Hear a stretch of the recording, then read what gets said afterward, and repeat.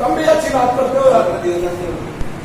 रोटी बना रही थी, बाजरे की रोटी, तो साथ में उनका लड़का बैठा छोटा सा, और उसका पूरी लकड़ते, और एक हाथ में रोटी लेके माता जी ने दूसरे हाथ से पूरी उतारी और रोटी को लपेट, और जब वो तवे पर डाली ना तो छौंक सा लगा। कहा ये हमारे जो ना कपड़ों से भी घृणा करते हैं, ये क्या है?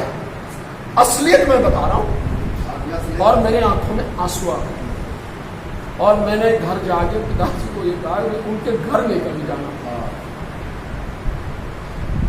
और कुदरती जब मैं एमएलए बना तो वही लड़का मेरे घर आ गया, समझे नहीं? और घर में आकर के मैं जैसे कॉन्स्टिट्यूएंसी से आ रात को 1-1:30 बजे टूर करके, उन्होंने कहा भाई सब्जी का मौका था, मैंने कहा भाई सब ने खाना खुना खा लिया। कहने लगा जी खाना तो खा लिया, एक आदमी है जो जिसने खाना नहीं खाया। बता दिया उन्होंने घर खा के आया होगा, लेकिन आज 5 बजे आ गया था। मैंने कहा अच्छा, मैं समझ गया कौन होगा। मैंने कहा भाई रजाई है उस पर? वो कहने लगे कि हाँ रजाई तो सभी को दी, क्योंकि 60-70 आदमी सो रहे थे, हम रजाई हर हफ्ते 10-10 भर लिया करते। तो मैंने कहा रजाई ले लो उस पर, क्योंकि रजाई भी जमा होगी है, इस तभी मिट गया होगा वो। कहने का मतलब ये है कि इनिशिएटिव लेने की जरूरत है। आप उलट हो गया हिसाब। अब ये है कि अगर ये 4 पैसे संदीप वाल्मीकि के पास है तो इसके सारे गांव के जाकर इससे घरा में खाना पड़ेगा कि इसको पहले फाइनेंशियली कमजोर करो।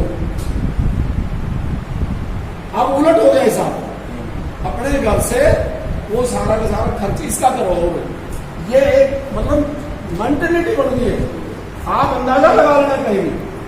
तो ये इस मौके का आपको फायदा उठाना चाहिए। इस मौके का फायदा कैसे उठाएंगे? ये भाई जो हमारा एंटरप्रेन्योर है, कहाँ गए,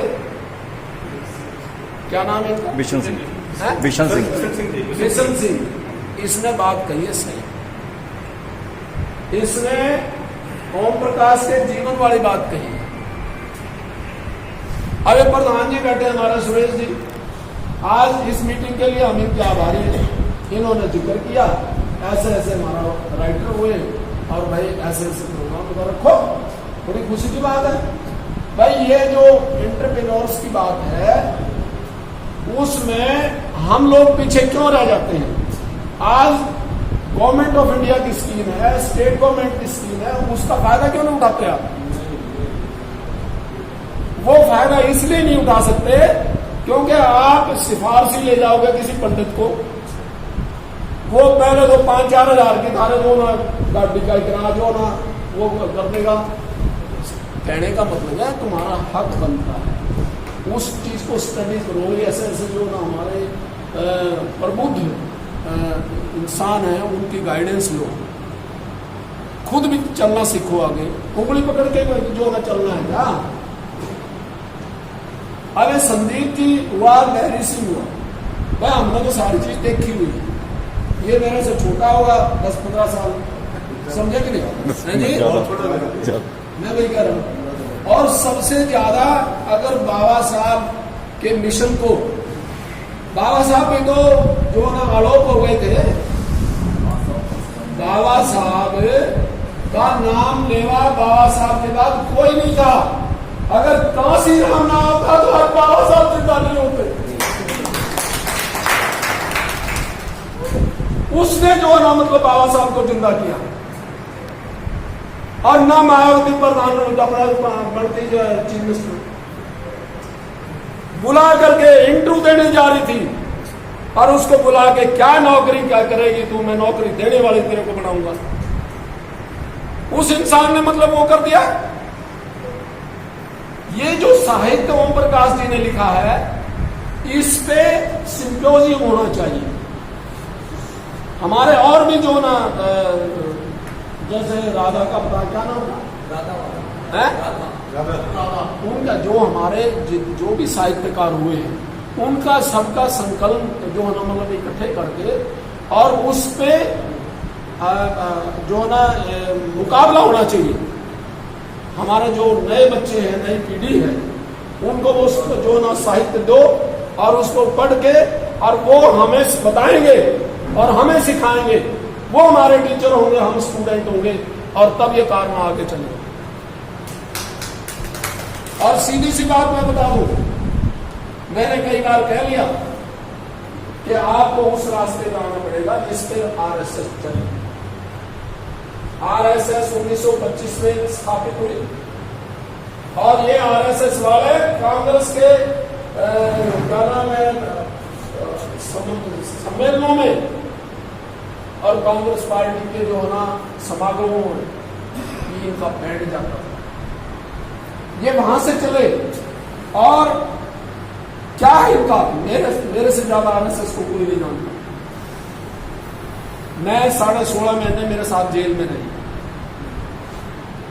और इन्होंने पूरा जोर लगाया, कहने लगा यार जितनी हम परहेज करते हैं हर एक चीज का, तू तो हमारे से भी आगे निकल गया और आप आरएसएस में आ जाओ। मैंने कहा भाई मेरा और आपका विचार नहीं मिलता और विचार जहां ना मिले वहां शामिल होने का कोई मतलब नहीं। और 16.5 महीने पूरा जोर लगाया इन्होंने। मैंने कहा नहीं भाई आपकी करने और कथनी में दिन रात का फर्क, क्योंकि आपके दिल में कुछ है और हमें दिखाना कुछ चाहते हो। और उसका उदाहरण बाबा साहब डॉक्टर भीमराव अम्बेडकर कि उस इंसान को जो आदमी पढ़ना चाहता है, सब कुछ करना चाहता है, और आज का जो इस देश में मेरा सबसे बड़ा आदमी कौन है बताओ? सबसे बड़ा वो है जो देश की रक्षा करे। अगर फौज हमारी रक्षा कर रही है तो हम सुकून से जिंदा हैं। और फौज की रक्षा करते हुए बाबा साहब के पिता ने कोई कसर नहीं छोड़ी। और जब उसकी बारी आए कि मैं अपने बच्चे को दाखिल करवा दूं तो मैं दाखिला और दाखिला किसी ने रहम आ गया तो कहने लगा स्कूल के अंदर भी बैठेगा, बाहर बैठेगा और बाहर भी टाट अपने घर से रहेगा, पानी पीने को नहीं मिलेगा, कोई पिलाने आएगा तो पीने मिलेगा, नहीं तो जो ना कई दिन तो प्यासा भी रहेगा।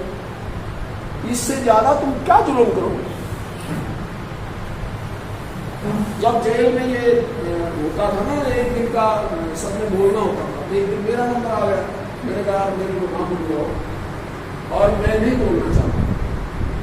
22 तो पीएचडी प्रोफेसर थे हमारे साथ, जो सारे ठाकुर ब्राह्मण और वही थे जेल में।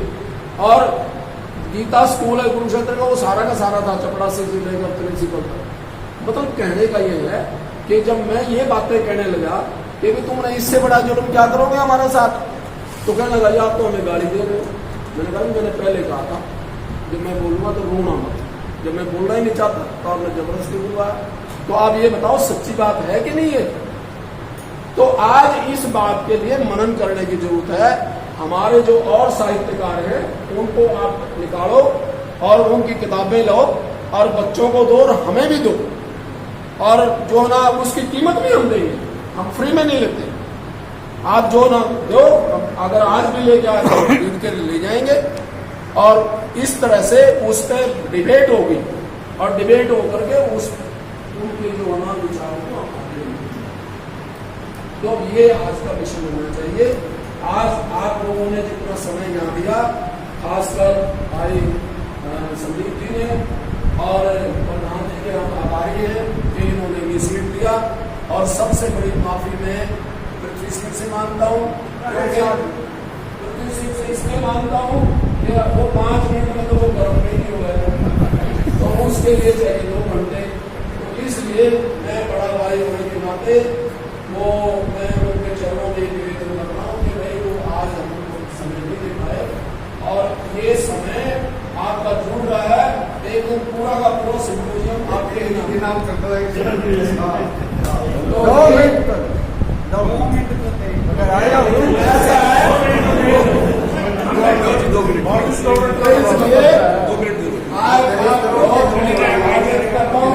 और सब साथियों का आभारी हूँ कि आपने इस छोटे से बुलावे में।